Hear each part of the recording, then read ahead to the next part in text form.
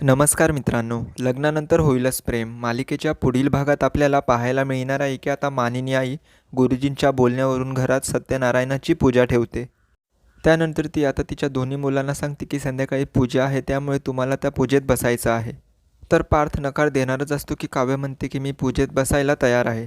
त्यावर पार्थ काव्याला म्हणतो की आज आपण डिवोर्स पेपर कोर्टात जमा करणार आहोत आणि मग आपलं नवरा बायकोचं नातं संपणार आहे, त्यामुळे हे सगळं करण्याची काही गरज नाही आहे. तर खाली पूजेमध्ये आता नकळतच जीवाच्या बाजूला येऊन काव्या बसते. तर या दोघांना एकत्र बघून आता वसुआत्या आणि रम्या तिथे मोठा तमाशाच करतात. तर जीवाला असं वाटतं की काव्या अजूनही मला मिळवण्याचा प्रयत्न करते, त्यामुळे तो सुद्धा आता काव्यावर चांगलाच रागावतो. तर काव्या ही चिडून म्हणते की मी मुद्दाम नाही केलं, मला वाटलं इथे पार्थ बसणार आहेत. खरं तर जीवा आणि काव्या दोन्ही एकमेकातलं प्रेम विसरून गेले आहेत. जीवाचा नंदिनीसाठी तर काव्याचा पार्थसाठी जीव तुटत आहे.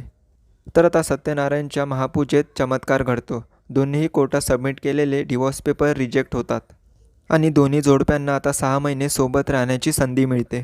कोर्ट सांगते की जर या 6 महिन्यात तुमच्यातील मतभेद मिटले नाही तर तुमचा घटस्फोट होणार. तर आता या दोन्ही जोडप्यांचं रूपांतर प्रेमात कसं होतं पाहणं रंजक ठरेल. अशाच पुढील भागांच्या अपडेट्ससाठी चॅनलला सबस्क्राईब करा.